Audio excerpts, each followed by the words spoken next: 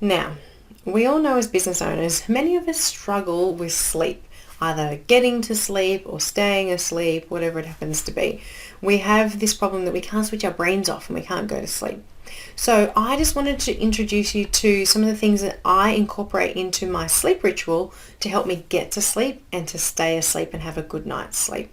Now, these things, I don't always do every single one of them every day. And of course, I don't follow my sleep ritual every day because I'm human and stuff happens. But these are the sorts of things I like to include in it. My number one thing, and this is not really part of my sleep ritual, but it has to happen for my sleep ritual to be effective, is my plan for the next day. I always make sure I've planned my next day because then it's off my mind. I've relieved myself of the burden of wondering what I'm going to do tomorrow or what didn't get done today and how's it going to get done because I planned it. I've already done it. So my plan for the next day is my number one thing.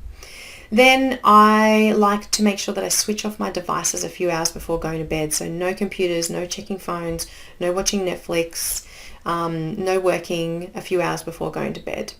I need to be wound down from the devices to be able to get to sleep and then to have a good night's sleep as well.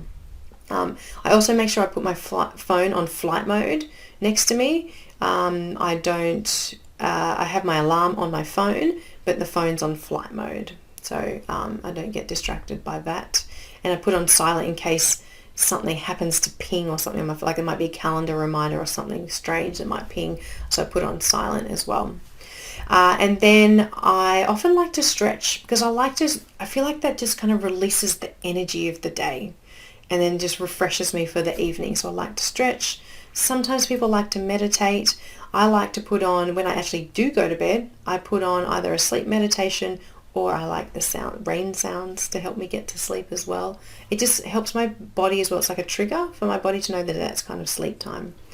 And then in preparation, I like to put on a lavender diffuser. I have a sleepy tea and I like to read.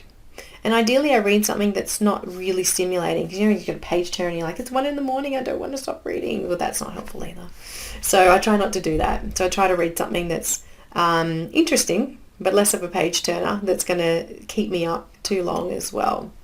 So they're really the main things that I like to incorporate into my sleep ritual, things to help me get to sleep because, our minds never stop. We're constantly going, but we need to find ways that we can stop them, slow them down, and to have a really good night's sleep because it's super important for our productivity the next day.